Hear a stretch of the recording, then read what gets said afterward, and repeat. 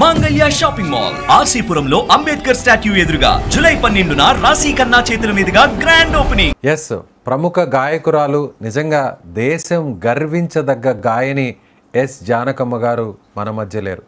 కొద్దిసేపటి కిందట ఆమె గుండెపోటుతో చనిపోవడం జరిగింది. 28 సంవత్సరాల వయసున్నటువంటి గాయని జానకి గారి గురించి తెలియని వారు ఎవ్వరు ఉండరు కూడా. ముఖ్యంగా ప్రతి పాట, ఆమె పాడినటువంటి వేల పాటలలో ప్రతి పాట తెలుగు వారందరికీ ఇప్పటికీ గుర్తుండిపోతాయి. ప్రతి తరానికి గుర్తుండిపోయేటువంటి పాటలను ఆమె అందించారు. ఆమెతో కలిసి పనిచేసినటువంటి ఆనాటి సంగీత దర్శకులు, గాయకులు మాధవ పెద్ది సురేష్ గారు మనతో పాటు లైవ్ కాల్లో ఉన్నారు. నమస్తే సార్. సురేష్ గారు, ఆమెతో కలిసి పనిచేశారా మీరు? ఎన్ని సినిమాలకు కలిసి పనిచేశారు? సో ఆమె వ్యక్తిత్వం ఎలాంటిది? ఆమె ఏ విధంగా, అంటే వృత్తి పట్ల ముఖ్యంగా ఆమె ఆలపించేటువంటి పాటల విషయంలో ఎంత మర్యాదపూర్వకంగా తోటి గాయకులతోనూ సంగీత దర్శకులతోనూ ఏ విధంగా వ్యవహరించేవారు?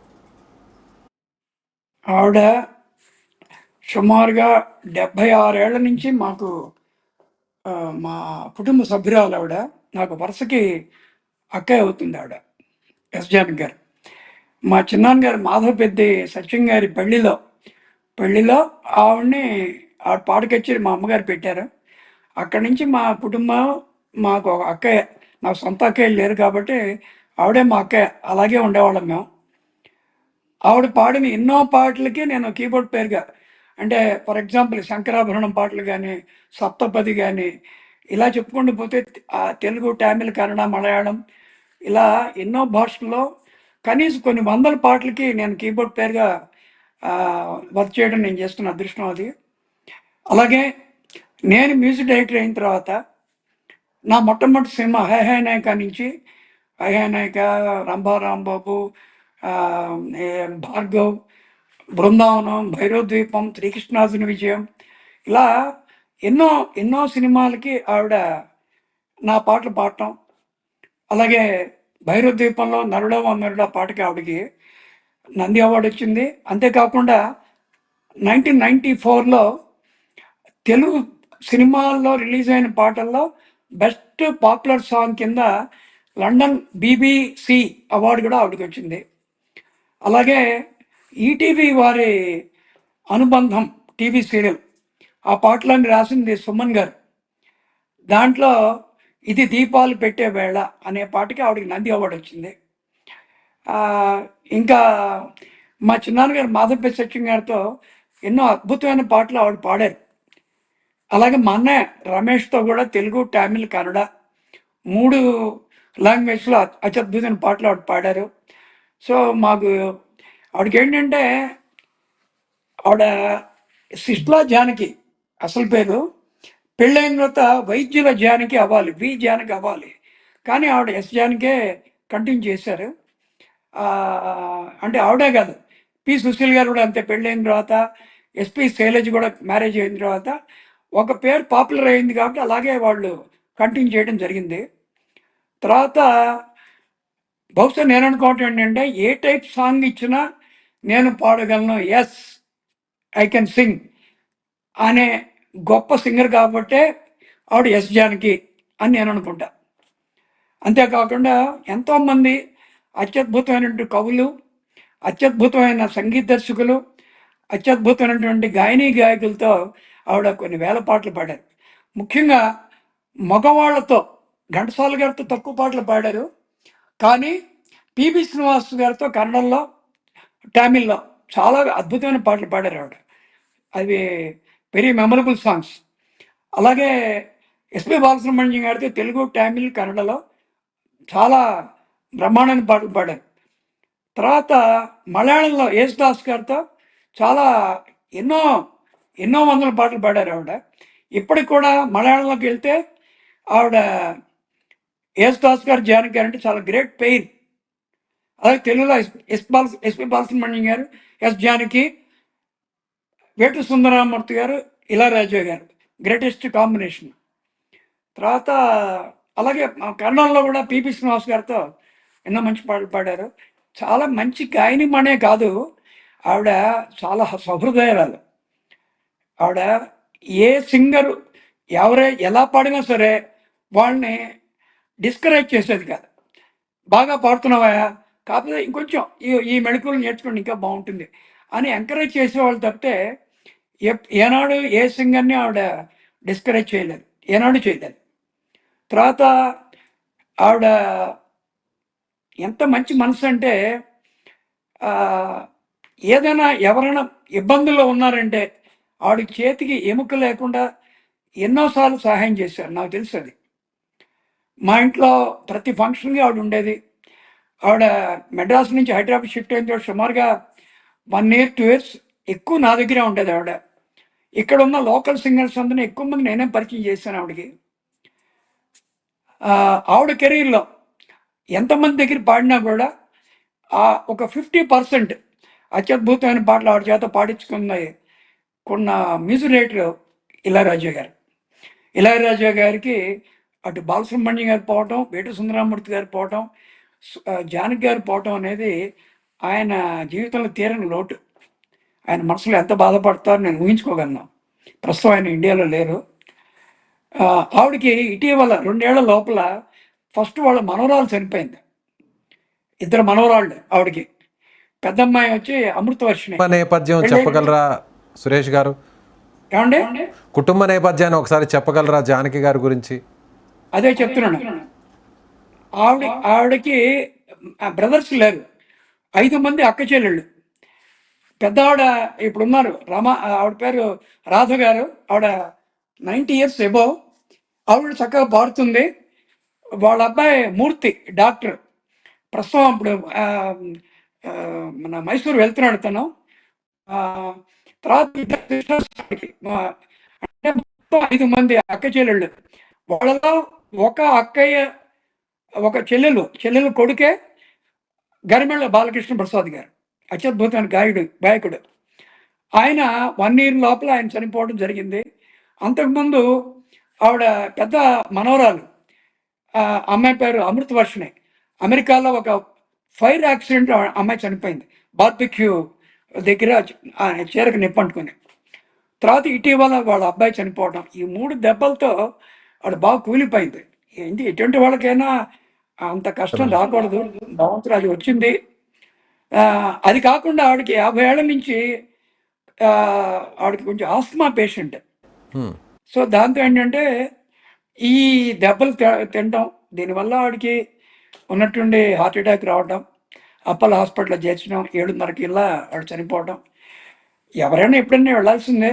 కానీ ఆవిడ ఉన్నా లేకపోయినా కొన్ని కోట్ల మంది హృదయాల్లో మాత్రం సుస్థిరమైన స్థానం ఏర్పరచుకున్నారు ఆవిడ. ముఖ్యంగా సుశీల గారి తీరం లోటు. సుశీల గారు, జానకి గారు అక్క చెల్లెల కన్నా ఎక్కువ ఉండేవాళ్ళు వాళ్ళిద్దరు. ఆవిడకి చాలా దెబ్బ అనమాట. సో ఇంతకన్నా నేను ఏం చెప్పగలను ఆవిడ గురించి. సురేష్ గారు, ఆమె చాలా వ్యక్తిత్వం కూడా చాలా గొప్పదంటారు. సో అందరితో కూడా చాలా కలివిడిగా ఉండే మనస్తత్వం ఉన్నటువంటి ఒక గొప్ప గాయకురాలు అంటారు. జానకి గారు ఆమె చిన్నతనం నుంచి సంగీతం పట్ల ఏ విధంగా మక్కువ చూపేవారు, సో ఆమె ఏ విధంగా అసలు గాయకురాలుగా మారారు ఆ నేపథ్యం ఒకసారి వివరిస్తారా? ఆవిడకి ఏంటంటే చిన్నప్పటి నుంచి లతా మంగేష్కర్ గారు అంటే చాలా పిచ్చి. ఆవిడ పాటలే ఎక్కువ పాడుతుండేవారు ఆవిడ. అంటే మాకన్నా పెద్దవాడు కాబట్టి ఈ విషయాలను మా అమ్మగారు చెప్పేది. తర్వాత జానకి గారు నేను చాలా క్లోజ్ కాబట్టి నాతో అన్ని విషయాలు పంచుకునేది ఆవిడ. ఆవిడకి ఇష్టమైన గాయనిమణి లతా మంగేష్కర్. ఎన్నో అత్యద్భుతమైన హిందీ సాంగ్స్ పాడేది ఆవిడ. తర్వాత ఆవిడకి ఫన్ డాక్టర్ చంద్రశేఖర్ గారిని ఆయన వాళ్ళ షోస్లో ఈవిడ ఎంకరేజ్ చేసేవారు. అప్పుడు వాళ్ళ అబ్బాయితో పరిచయం ఏర్పడి ఆ పరిచయం కాస్త ప్రేమగా అయ్యి రాము గారిని మ్యారేజ్ చేసుకుంది ఆవిడ. పేర్లు కూడా చక్కగా రాము, జానకి. ఇద్దరు మేడ్ ఫర్ ఈచ్ అదర్. రాము గారు పోవటమే ఆవిడకి మొట్టమొదటి దెబ్బ జీవితంలో. అక్కడి నుంచి ఆవిడకి ఏంటంటే డౌన్ టు ఎర్త్, చాలా సాదాగా ఉండేది. ఆవిడ భర్త ఉన్నప్పుడు పెద్ద రూపాయంత బొట్టు పెట్టినది, మహాలక్ష్మిలా ఉండేది. భర్త పోయిన తర్వాత ఆ విభూతి ఇవి ఒక సన్యాసిలాగా అయిపోయింది ఆవిడ. అంటే ఆవిడకేంటంటే జీవితాలు అన్నీ చూసింది. అన్ని రకాల ఒడుగుదొడుకులన్నీ చూసింది. అన్ని రకాల అ అత్యద్భుతమైన పాటలు పాడింది. అంతేకాకుండా ఒక ప్రెస్టీజియస్ అవార్డ్, ఒక పద్మభూషణ్ లాంటిదొస్తే ఆవిడకేంటంటే మేము లతా మంగేష్కర్ గారు, ఆశా భోంస్లే గారి కన్నా మేము తక్కువ పాటలు పాడలేదు. చాలా క్లిష్టమైన పాటలు పాడాను నేను. నాకు ఎందుకు ఆ ఉన్నతమైన గౌరవం ఇవ్వలేదని ఆవిడ సున్నితంగా తిరస్కరించింది పద్మభూషణ్‌ని. నాకు తెలిసి అటువంటి వాళ్ళు ఎవరు నేను చూడలేదు. ప్రధానమంత్రిగా ఎవరున్నారు సురేష్ గారు? సో అప్పట్లో అంటే నిజంగా రాష్ట్రపతి చేతుల మీదుగా, ప్రెసిడెంట్ ఆఫ్ ఇండియా చేతుల మీదుగా అవార్డు తీసుకోవడం అనేది ఎవరైనా కూడా ఒక గొప్ప గౌరవంగా భావిస్తారు. అలాంటిది జానకమ్మ గారు సున్నితంగా తిరస్కరించడానికి, అంటే దక్షిణ భారతదేశంలో ఉన్నటువంటి కళాకారుల పట్ల, గాయకుల పట్ల కాస్త నిర్లక్ష్యంగా వ్యవహరించారనేది ఆమె బాధ అనుకోవచ్చా? అంతే అనుకోవచ్చం కాదు, అదే నిజం. అది నిజం వల్లనే ఆవిడ తీసుకోవాల. అంతేగాని ఆవిడేమి హార్ష్‌గా మాట్లాడల. ఆవిడకేంటంటే సున్నితంగా వద్దులేండి అని మెల్లగా తిరస్కరించింది. అంతేకాకుండా ఆవిడ ఆహ్, ఆవిడ చేతికి ఎముక లేదు దానాలకి. ఎన్ని దానాలు చేసేదో నాకు తెలుసు. అలాగే పేర్లు చెప్పకపోయినా ఆహ్, కూడా ఎవరికీ తెలియని కొన్ని విషయాల్ని ఈ సందర్భంగా సుమన్ టీవీతో పంచుకోగలరా? ఆమె గొప్పతనాన్ని చాటే కొన్ని విషయాల్ని. ఆవిడ గొప్పతనం అంటే ఎన్నని చెప్పాలి? 1, 2 అంటే అది పెద్ద మెగా సీరియల్ అవుతుంది. గొప్పతనం అంటే ఏంటి చెప్పాను కదా! అప్‌కమింగ్ సింగర్స్‌ని, అంటే పెద్ద సింగర్స్‌తో పాడినా, అప్‌కమింగ్ సింగర్స్‌తో పాడినా కూడా ఆవిడ వాళ్ళని ఎంకరేజ్ చేస్తూ అత్యద్భుతంగా వాళ్ళకి ఒక తోడ్పాటిచ్చి పాడిన సింగర్ ఆవిడ. ఆ విషయంలో నో సెకండ్ థాట్. అలాగే మా అన్నయ్య మాధవపతి రమేష్‌ని అమెరికా, సింగపూర్ లాంటి ఎన్నో కంట్రీస్ తీసుకెళ్ళేది. వాళ్ళిద్దరూ కలిసి స్టేజ్ మీద ఉంటే 100 మంది పెట్టు. అంత బాగా ఎంకరేజ్ చేసి వాళ్ళిద్దరూ ప్రోగ్రామ్స్ చేసేవాళ్ళు. అంతేకాదు, నా మొట్టమొదటి పాట ఇది 'సరిగమల ఎరుగని రాగము' 'జంజాల' సినిమా. అక్కడి నుంచి తీసుకుంటే నేను అప్‌కమింగ్ మ్యూజిక్ డైరెక్టర్ కదా అనేది ఆవిడకి లేదు. ఆవిడ ఇళయరాజా గారైనా ఒకటే, మాధవపతి సురేష్ అన్నా ఒకటే, అప్‌కమింగ్ సింగర్ అయినా, అప్‌కమింగ్ మ్యూజిక్ డైరెక్టర్ అయినా ఒకటే. ఆ పాటకి న్యాయం చేకూర్చాలి. అదే ఆవిడలో తపన. అంతేకాకుండా ఆవిడ ఆవిడ ఇంత ఆస్మా పేషెంటు ఇన్ని వేల పాటలు పాడటం అనేది నాకు తెలిసి అది వరల్డ్ రికార్డ్. ఇంతవరకు అటువంటి ఆస్మా పేషెంట్ మామూలు పాటలు కాదు. ఆవిడ ఎక్కడ బ్రీత్ తీసుకునేదో, ఎక్కడ బ్రీత్ అనేది ఒక పెద్ద ప్రశ్నార్థకం. ఇప్పుడొచ్చే గాయని వాళ్ళు చాలామందికి ఎక్కడ బ్రీత్ తీసుకోవాలి అనేది ఇప్పటికి కూడా చాలామంది తెలీదు. కానీ ఆవిడ గాని, సుశీల్ గారు గాని, ఘంటసాల గారు గాని, పిబి శ్రీనివాస్ గారు, ఎస్‌పి బాలసుబ్రహ్మణ్యం గారు వీళ్ళందరికీ అసలు బ్రీత్ ఎక్కడ తీసుకున్నారో కూడా మాకు తెలీదు మాకు. అటువంటి గొప్ప వాళ్ళ దగ్గర నేర్చుకోవాల్సిన విషయాలు ఎన్నో ఉన్నాయి ఇప్పుడొచ్చిన గాయనీ గాయకులు.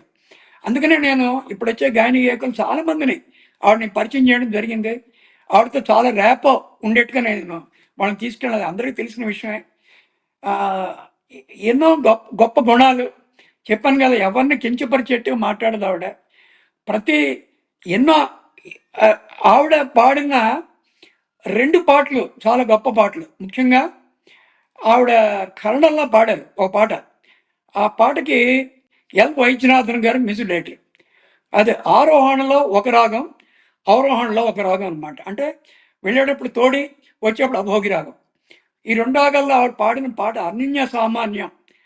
ఆ పాటని ఇప్పుడు ప్రస్తుతం పాడుతున్న వాళ్ళలో కల్పన అండ్ శ్రీనిధి అద్భుతంగా పాడతారు ఆ పాటని. దాని తర్వాత నీలీల పాడద్దేవా మురిపించే మౌనం. ఈ 2 పాటలు బహుశా ఇండియాలో ఉన్న ఏ సింగర్ అంత అద్భుతంగా పాడలేరని నేను అనుకుంటున్నాను. థ్యాంక్ యూ సురేష్ గారు.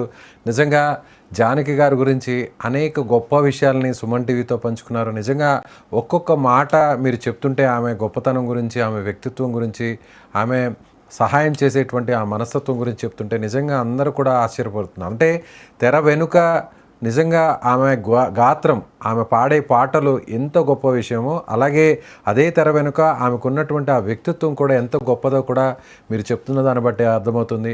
జానకి గారు, జానకమ్మ గారు మన మధ్య లేనప్పటికీ కూడా ఆమె అందించినటువంటి గాత్రం, ఆ పాటలు చిరస్థాయిగా మొత్తం ఈ ప్రపంచం ఉన్నంత కాలం కూడా నిలిచిపోతాయని మనస్ఫూర్తిగా తెలపవచ్చు. థ్యాంక్ యూ అండి. Thank you so much Suresh గారు.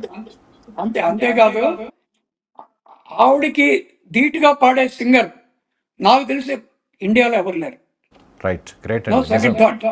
థ్యాంక్ యూ సురేష్ గారు, ఈ టైంలో లైవ్లో జాయిన్ అయినందుకు థ్యాంక్ యూ సో మచ్.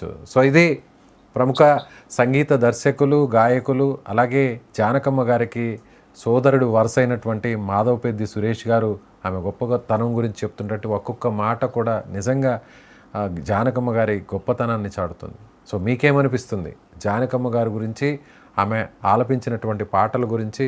ఖచ్చితంగా ఆమె ఈ సినీ రంగానికి, ఈ లోకానికి ఒక రకంగా చెప్పాలంటే ఆమె పాటల రూపంలో ఒక సరస్వతీదేవి పుత్రికగా ఆమె అందించినటువంటి సేవల గురించి మీ అభిప్రాయాన్ని కామెంట్ రూపంలో తెలియచేయండి.